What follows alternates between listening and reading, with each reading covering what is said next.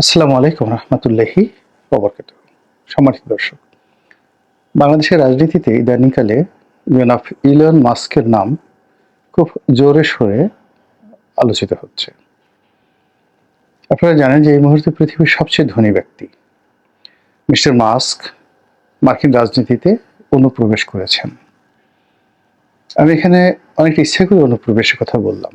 এর কারণ হলো আমেরিকার রাজনীতিতে যারা সম্পৃক্ত দুটো দল, ডেমোক্র্যাট এবং রিপাবলিকান, তাদের সকলেরই রয়েছে দীর্ঘ রাজনৈতিক ইতিহাস। এমনকি মিস্টার ডোনাল্ড ট্রাম্প কিংবা এর আগে মিস্টার জেরাল্ড ফোর্ড, যারাই এই ব্রিটিশ রাজনীতিতে এসেছেন কিংবা আমেরিকান রাজনীতিতে এসেছেন, ব্যবসায়িক কমিউনিটি থেকে তারাও দীর্ঘদিন রাজনীতির সঙ্গে সম্পৃক্ত ছিলেন। এমনকি মিস্টার রোনাল্ড রিগানের মতো বা আর্নেস্ট শোয়ার্স কপের মতো যে সকল নেতা সেখানে এসেছেন, তারাও দীর্ঘদিন রাজনীতি করে তারপর সেখানে এসেছেন।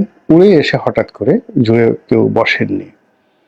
এইবারই প্রথম একেবারে রাজনীতির পাদপীঠে, যাকে ডিফ্যাক্টো প্রধানমন্ত্রী নয় ডিফ্যাক্টো প্রেসিডেন্ট বলা হয় আমেরিকার ইতিহাসে, তিনি জনাব ইলন মাস্ক।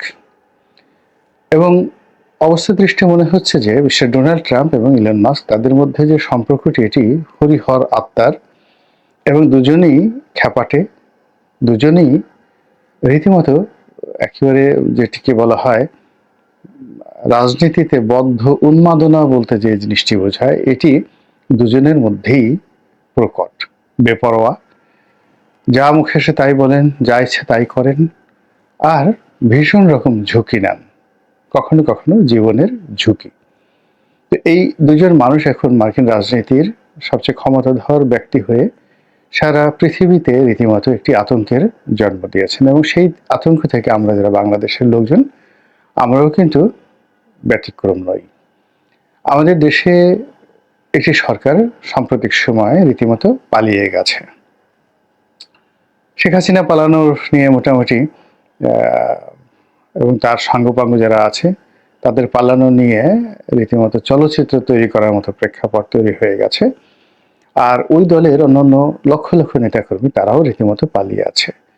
এবং এত বিপুল সংখ্যক লোকের একসঙ্গে পালানোর মতো ঘটনা দ্বিতীয় বিশ্বযুদ্ধে হিটলারের পতনের পর নাৎসি বাহিনীতে কিংবা ইটালিতে যখন ফ্যাসিজমের পতন হলো বেনিতো মুসোলিনি, তার দলে এত সংখ্যক লোক পালিয়েছিল কিনা আমি বলতে পারবো না। অর্থাৎ এই মুহূর্তে বাংলাদেশে যদি আপনি ধরেন, কম করে হলো 1 থেকে 1.5 কোটি লোক পালিয়ে আছেন।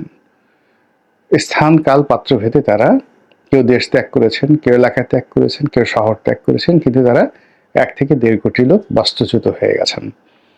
এরকম 1 থেকে 1.5 কোটি লোক যদি বাস্তুচ্যুতের ইতিহাস ধরেন, 1971 সনেও ঠিক এরকম হয় না। বলা হয় 2 কোটি লোক ভারতে আশ্রয় নিয়েছিল, কেউ কেউ বলেন 1 কোটি, কিন্তু আসলে হয়তো 60-70 লাখ লোক সেখানে ভারতে গিয়েছিল। তো সেই অর্থে এই যে ডিজাস্টার এখন চলছে আওয়ামী লীগের উপর, পুরো বাংলাদেশ শূন্য। এই শূন্যতায় অনেক কিছু ঘুরপাক খাচ্ছে। শূন্যতা তৈরি হয়েছে অর্থনীতিতে, শূন্যতা তৈরি হয়েছে রাজনীতিতে, চলচ্চিত্রে, নাটক, সিনেমায়, আরও অনেক জায়গাতে। আওয়ামী লীগের অনেক সুন্দর সুন্দর নায়িকা ছিল, অনেক সুন্দরী বা সুন্দর গায়ক গায়িকা ছিলেন। তারপর খুব একেবারে 5 স্টার মানের তারকা ব্যবসায়ী নেতা ছিলেন, আরও অনেক। সবাই পলাতক। আমরা কিছু সংখ্যক লোককে কেবলমাত্র জেলখানাতে ঢোকাতে পেরেছি। আর এই শূন্যতাতে অদ্ভুত সব শব্দ তৈরি হচ্ছে। জামাতের শব্দ, বিএনপির শব্দ, আরো অনেক শব্দ, যে শব্দের যন্ত্রণায় মানুষ রীতিমতো অস্থির হয়ে পড়েছে। এখানে সমন্বয়ক নামক নতুন রাজনৈতিক দল, ব্যক্তি, গোষ্ঠীর যে পরিচয় এসছে, কবজি কাটা পার্টির অভ্যুদয় হয়েছে। অর্থাৎ এই সবগুলি হয়েছে শূন্যতার কারণে। আর সেই শূন্যতার মধ্যে আবার নতুন করে শুরু হয়েছে ইলন মাস্ক বিতর্ক। সেটা কি? ইলন মাস্কের সঙ্গে আমাদের বর্তমান তত্ত্বাবধায়ক সরকারের বা অন্তর্বর্তীকালীন সরকারের প্রধান জনাব ডক্টর মোহাম্মদ ইউনূসের সঙ্গে কথা হয়েছে। কি কথা হয়েছে আমরা কিছুই জানি না।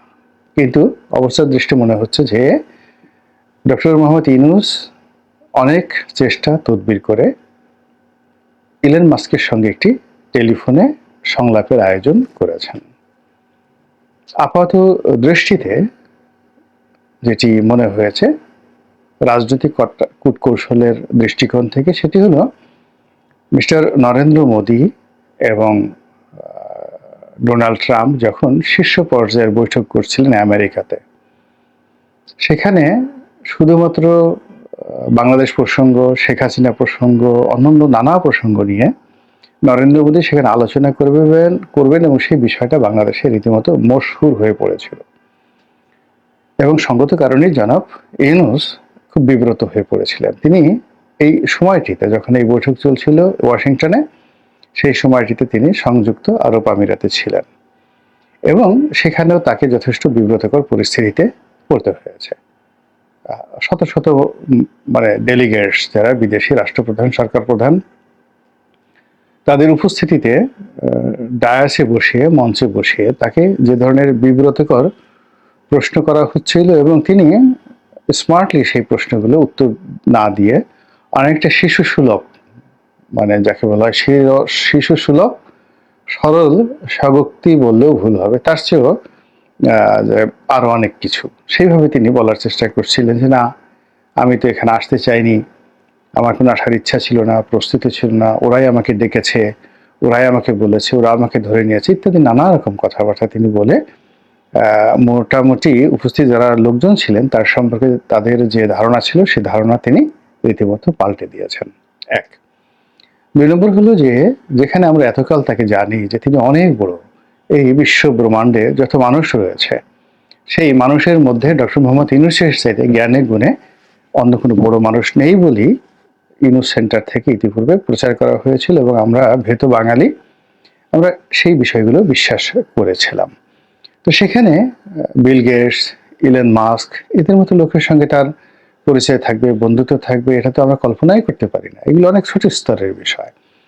তার সঙ্গে যাদের যাদের পরিচয়ের কথা আমরা শুনে এসেছি, বা বিশ্বের যে সকল নামি দামি লোকজন, যে সকল নামি দামি বিশ্ববিদ্যালয়, হার্ভার্ড, অক্সফোর্ড, কেমব্রিজের সর্বজন শ্রদ্ধেয় চ্যান্সেলর বৃন্দ, তারা যেখানে তাকে তোয়াজ করেন, তদবির করেন, সেখানে ইলন মাস্কের মতো একজন পাগলাটে খ্যাপাটে, যার কোনো কিছুই নেই, চরিত্র বলতে কিছুই নেই, এবং তিনি তার পিতা কর্তৃক ত্যায্য, এরকম একজন মানুষের সঙ্গে আমাদের একটু মহা গুণধর, মহাশক্তিধর, সম্মান এবং মর্যাদার বিমূর্ত প্রতীক জনাব ইউনূস কেন কথা বলবেন?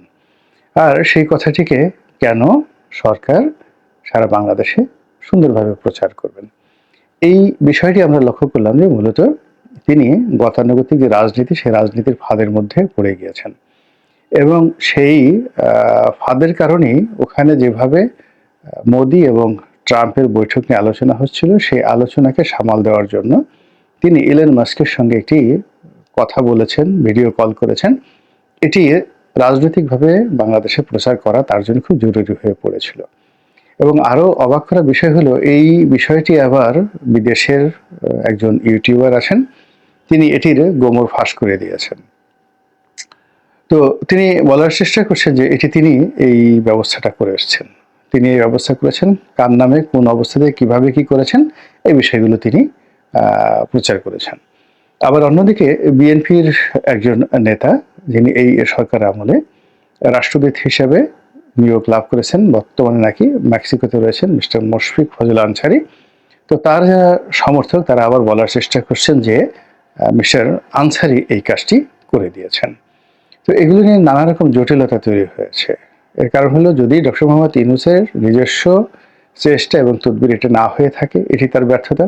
2 নম্বর হলো, একজন ইউটিউবার তাকে এটা ব্যবস্থা করে দিয়েছে, সেটি সত্য, নাকি বিএনপি নেতা এটি করে দিয়েছে সেটি সত্য। আর যদি বিএনপি নেতা করে থাকেন, তাহলে বিএনপির সঙ্গে সেই নেতার সম্পর্ক 12টা বাজবে। 12টা বাজবে এই কারণ হলো যে বিএনপি এখন কোনো অবস্থাতেই ডক্টর মোহাম্মদ ইউনূসের যে মান, শান, মর্যাদা, এটা বাড়ুক এবং সেই বাড়ার ক্ষেত্রে বিএনপির যারা লোকজন তার তল্পি বাহক হিসেবে কাজ করুক, এটা বিএনপি এই মুহূর্তে চাচ্ছে না। হয়তো 6-7 মাস আগে এরকম যদি হতো তাহলে সেই বিএনপির নেতার সমস্যা হতো না, কিন্তু এখন সেটি সমস্যা। তো এগুলো নিয়ে নানা রকম হিসাব হচ্ছে যে এই কাজ কেন করার দরকার ছিল, সেই কেনর জবাবে এক পক্ষ বলার চেষ্টা করছে যে তিনি মূলত তার যে একটা স্যাটেলাইট কোম্পানি আছে ইন্টারনেট প্রদান করে, সেই ইন্টারনেট সেবা এবং পরিষেবা বাংলাদেশে আনতে চাচ্ছেন। এটি খুবই ব্যয়বহুল, যদিও যারা খুব ওয়াইড রেঞ্জে ব্যাপক হারে ব্যবহার করেন ইন্টারনেট তাদের জন্য এটা খুব জরুরি। কিন্তু আমাদের দেশে এটি এখনো অপরিহার্য নয়। এর কারণ হলো আমাদের দেশে দুর্গম এলাকা এরকম নেই যেখানে স্যাটেলাইট সার্ভিস দরকার হয়। তারপর হলো এটি সেট আপ করার জন্য যে ধরনের অর্থ দরকার, একটা সিঙ্গেল ইউনিট একটা অফিসে একটা সেট আপ করবে, তার জন্য আমাদের এখানে ছোট ছোট ম্যাক্সিমাম যে অফিসগুলো রয়েছে সেই অফিসে যেখানে কানেকশন চার্জ ১,০০০ টাকাও কেউ দিতে চায় না, সেখানে ৫০,০০০ টাকা কানেকশন চার্জ দিয়ে মাসে ২০,০০০ টাকা ইন্টারনেট মিনিমাম ফি দিয়ে নেওয়ার মতো গ্রাহক আমাদের দেশে খুব অল্প আছে, এমনকি সরকারি অফিসগুলোতে নাই। আমাদের যারা লোকজন ব্যবহার করে খুব অল্প ডাটা ব্যবহার করে, এরা কেউ ফেসবুক করে, কেউ ইউটিউব করে, খুব অল্প ডাটা ব্যবহার করে। কাজে এটা ইলন মাস্ক খুব ভালো করে বুঝেন যে বাংলাদেশে টেলিফোনের ডেন্সিটি আছে কিন্তু ট্রানজ্যাকশন ভারতের মতো নয় বা অন্য কোনো দেশের মতো নয়। তো ফলে এখানে তার ব্যবসা বাণিজ্যের যে পরিণতি বা পরিধি এটা যে নেই এটা তিনি খুব ভালো করে জানেন, এবং সেই বিষয়গুলো নিয়ে যদি কথা হয়ে থাকে ডক্টর মোহাম্মদ ইউনূসের সঙ্গে তার কথা হয়ে থাকে, অর্থাৎ ইউনূস সাহেব যদি বলেন যে আপনার ওই স্যাটেলাইট কোম্পানির আমরা বাংলাদেশে আনবো এবং আমরা এখন যে স্যাটেলাইট ব্যবহার করছি এবং যে মানে সাবমেরিন কেবলের মাধ্যমে আমরা যে ডাটাগুলো আনছি এগুলো আমরা বাদ দেব, তাহলে এই সাবমেরিন কেবলের মাধ্যমে যে ডাটা আমদানি করা হচ্ছে এখানে কি পরিমাণ অর্থ বিনিয়োগ রয়েছে আপনারা হয়তো অনেকেই জানেন না। এখন এই বিনিয়োগটা বাদ দিয়ে মিস্টার মাস্কের সাথে আমাদের যে অর্থনৈতিক লেনদেন এটা কোনো অবস্থাতে ভায়াবল নয়, নাম্বার ওয়ান। নাম্বার টু হলো এখানে অনেকগুলো টেকনিক্যাল বিষয় রয়েছে, এই টেকনিক্যাল বিষয়গুলোর সঙ্গে সঙ্গে ফাইন্যান্সিয়াল ক্যালকুলেশন।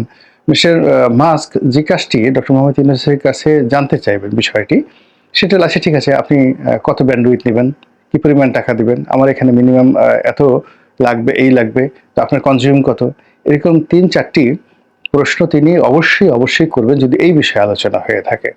এবং অবশ্যই এই সকল বিষয়ে ডক্টর মোহাম্মদ ইউনূসের যে তথ্য এবং উপাত্ত এই মুহূর্তে তার কাছে রেডি ছিল না। আর বিদেশিরা যখনই কোনো একটা বিষয়ে কথাবার্তা বলে, বিশেষ করে ইলন মাস্কের মতো বা ডোনাল্ড ট্রাম্পের মতো যারা বদমেজাজি লোক, তারা অনেক সময় মেজাজ হারিয়ে ফেলে এবং ইউরোপ আমেরিকাতে যখনই কেউ মেজাজ একটু হারিয়ে ফেলে, অসামঞ্জস্যকর হয়ে যায়, তখন তারা এটি বাজে শব্দ উচ্চারণ করে, খুবই বাজে শব্দ উচ্চারণ করে, এটি ওদের দেশে ডাল ভাতের মতো। এখন এটি নিয়ে দেখা গেল যে সামাজিক মাধ্যমে সেই নানা রকম টিটকারি চলছে। এর কারণ হলো কেউ বলার চেষ্টা করছেন যে যখন তিনি ইলন মাস্কের সঙ্গে কথা বলছিলেন হঠাৎ করে তার মুখ কালো হয়ে যায়, অর্থাৎ ডক্টর মোহাম্মদ ইউনূসের মুখ কালো হয়ে যায়। আমি অবশ্যই এটা দেখিনি এবং আমি এটা বিশ্বাসও করি না, কিন্তু সামাজিক মাধ্যমে এই কথাগুলো ভেসে বেড়াচ্ছে। আর অনেকে বলার চেষ্টা করেছেন যে যখন তার মুখটা কালা হলো, টেলিফোনের অপর প্রান্তে ইলন মাস্ক কি বলতে পারেন এটাও আবার লোকজন বানিয়ে ফেলেছে। সেটা কাল্পনিক হতে পারে বা যা কিছু হতে পারে, লোকজন বানিয়ে ফেলেছে এবং এটা সামাজিক মাধ্যমে একেবারে রীতিমতো হই রই কাণ্ড ঘটিয়ে দিয়েছেন যে ওই পারে এই কথা বলতে পারে। ফলে পুরো যে প্রজেক্ট, এই প্রজেক্টটি নিয়ে ইলন মাস্ক প্রজেক্ট নিয়ে ডক্টর মোহাম্মদ ইউনূসের যে বাজিমাত করার যে প্ল্যান ছিল সেই বাজিমাতটা হয়নি। দ্বিতীয়ত তিনি মিস্টার ইলন মাস্ককে যেভাবে ব্যবহার করতে চেয়েছেন বা চাচ্ছেন, এটি আমার কাছে মনে হচ্ছে তার জন্য বাংলাদেশের জন্য কোনো অবস্থাতেই ভায়াবল হবে না। এর কারণ হলো যে তিনি মূলত পলিটিশিয়ান নন, তিনি রাজনীতির যে বিষয়গুলো, আমলাতান্ত্রিক যে বিষয়গুলো বা বাংলাদেশের যে বিষয়গুলো, এখানে দক্ষ এবং ঝানু যারা কূটনীতিবিদ হবেন, যে সকল অফিস রয়েছে FBI, CIA, তারপর শেষে তাদের স্টেট ডিপার্টমেন্ট, আমেরিকান যে সিনেট, ডিপার্টমেন্ট অফ জাস্টিস, তারপরে মার্কিন কংগ্রেস, এই সকল বিষয়, হোয়াইট হাউস, এই সকল বিষয় বাংলাদেশের ব্যাপারে সাধারণত মানে খুব যাকে বলা হয় তাদের শত বছরের যে ফাইলপত্র রয়েছে দেশ সম্পর্কে, তার আলোকে তারা কিন্তু সিদ্ধান্ত নিয়ে থাকে। ফলে তুলসী গ্যাবার্ডের মতো মানুষ বা ইলন মাস্কের মতো মানুষ, আপনার সঙ্গে তাদের যতই ভালো সম্পর্ক থাকুক বা মন্দ সম্পর্ক থাকুক, সেটি ব্যবহার করে আপনি যেভাবে রাতারাতি কোনো কিছু করতে পারবেন না, আবার তাদের সাথে সুসম্পর্ক না থাকলেও আপনার যে খুব বেশি ক্ষতি হবে আমার সেটা মনে হচ্ছে না। এর কারণ হলো তাদের সবাইকেই বিশেষ বিশেষ উদ্দেশ্য সাধনের জন্য নিয়োগ দেওয়া হয়েছে এবং মিস্টার ইলন মাস্ক মূলত ব্যবসা বাণিজ্যে এবং অর্থনৈতিক নীতি নির্ধারণে গুরুত্বপূর্ণ সিদ্ধান্ত গ্রহণের জন্য মিস্টার ডোনাল্ড ট্রাম্প তাকে নিয়েছেন। কিন্তু আমাদের বাংলাদেশে আমেরিকার সাথে যে সম্পর্ক, সেখানে অর্থনৈতিক কোনো সম্পর্ক নেই। সেখানে মূলত সম্পর্কটা হলো কূটনৈতিক সম্পর্ক, আঞ্চলিক সম্পর্ক এবং ভৌগোলিক সম্পর্ক। তো সেই সম্পর্ক আর যেই দেখুক না কেন মার্কিন যুক্তরাষ্ট্রে, মিস্টার ইলন মাস্ক এখন দেখছেন না এবং আগামীতেও দেখবেন না, এবং এই ব্যাপারে তার কোনো রকম যাকে বলা হয় যোগ্যতাই নেই।